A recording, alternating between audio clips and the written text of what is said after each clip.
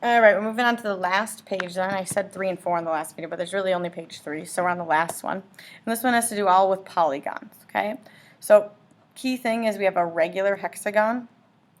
When they give the words regular, it just means all the sides and the angles are congruent. Just like it's an equilateral triangle or a regular hexagon, it means all sides and angles are congruent. So before I even look at the question, I'm going to start filling in what I know.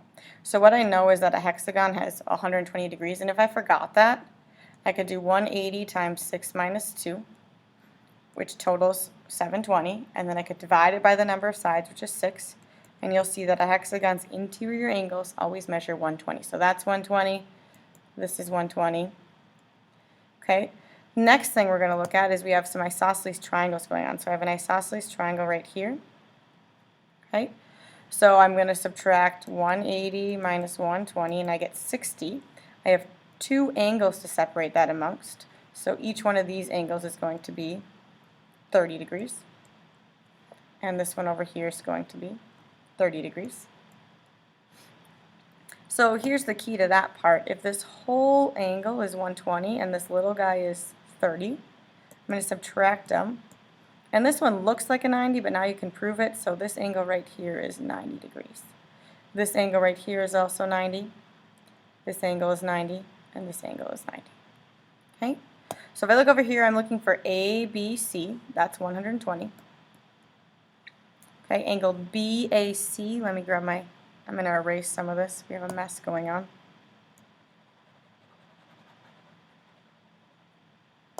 So we said this was 120, and these are each 30. 30, and this is 90. So if I grab my highlighter down here, angle BAC is 30.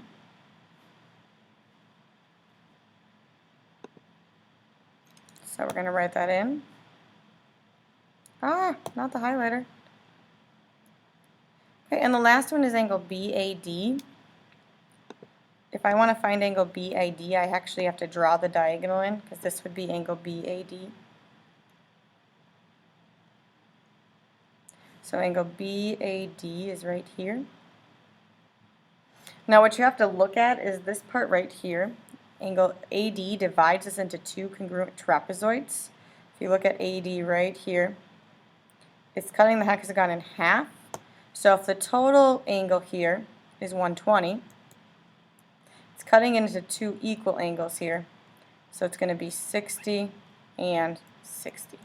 So angle BAD is 60 degrees. Right? Next shape is a pentagon, and again it's a regular pentagon, which means all the sides are equal. And whenever you do that, see regular, you're going to want to mark it because you're going to start to see some isosceles triangles. And I already know that a pentagon's angle is 108. Now if you forgot, you can do 180 times 5 minus 2 and then divide it by 5, and you should get your 108. So these are 108. Again, I start to see some isosceles triangles here. So my first one's right here. So I'm going to do 180 minus 108, which gives me 72. I have 2 angles to divide that amongst, so each one of these angles is 36. So I divide 72 by 2 to get that. Right, and here's the other trick, is if you see 2 angles, this whole angle is the pentagon, that's 108 degrees. This little guy is 36. So to get this one right here, I'm going to do 108 minus 36, and I get 72 degrees. So this angle right here is 72. Right, let's see what else it asked me to find. This is an isosceles triangle as well, so this is 72 degrees, and then over here we're going to get matching 36 and 36, just like the other side. So it looks like the only angle we have left up here is this top one, right here.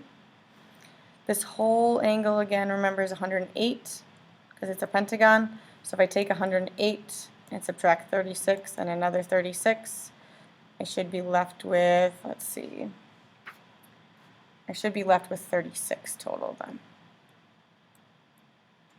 Okay, so then I can just look over here and fill in the answers I need to. So angle PEN is the 108 right here. Angle EF NP is the one I found next, which is 36. And then angle PNT is 72.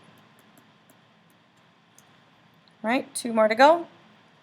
We have an octagon and a pentagon. So again, we just did the pentagon, so we might as well fill in the angles. Each one of these is 108, 108, 108, 108.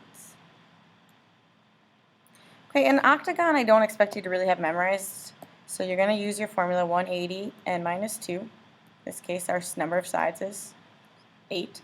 So it's really 180 times 6, which gives you. That's the sum of the interior. We have 8 angles we have to divide it amongst, so we divide it by 8.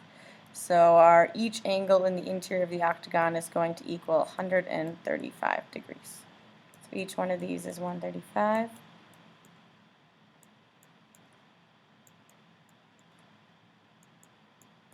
This whole angle is 135.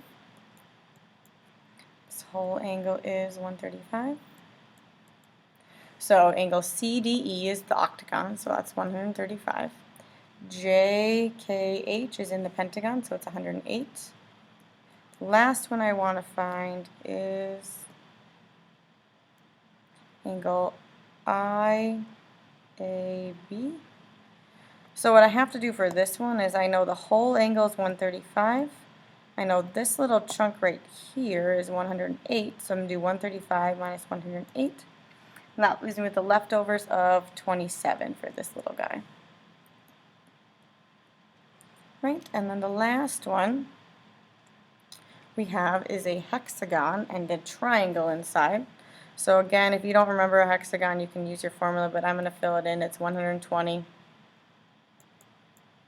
And since it's irregular, all the sides are equal, so you have an isosceles triangle over here. So remember, you do 180 minus 120 is 60. I have 2 angles here to divide that amongst, so each one of these is 30. Right, and then the next part I'm going to find is actually Z, because Z is the next easiest. This whole angle is the interior of the hexagon, that's 120. This little guy over here is 30, so I'm going to subtract them. So that makes Z a 90-degree angle. And you could have guessed it was 90, but now you know why. Right? And the next one I'm going to find is X. Notice this diagonal right here. Notice this part right here. Divides this into 2 equal trapezoids. One's over here, one's over here.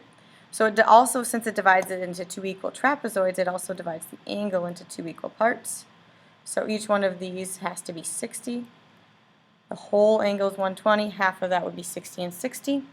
Now I have a nice triangle here. This one right here, I have this triangle. Oops, so I can draw straight. I know 60 and I know 90, so I'm going to subtract from 180. So 90 plus 60 gives me 150. Y is all I have left, so a triangle, remember, has to add to 180. So Y is equal to 30 degrees. So Y is 30, Z is 90, and X is 60. Right? So I hope that helps you with the polygon properties. Please come with questions tomorrow. Make sure you check your answers tonight, and have a good night.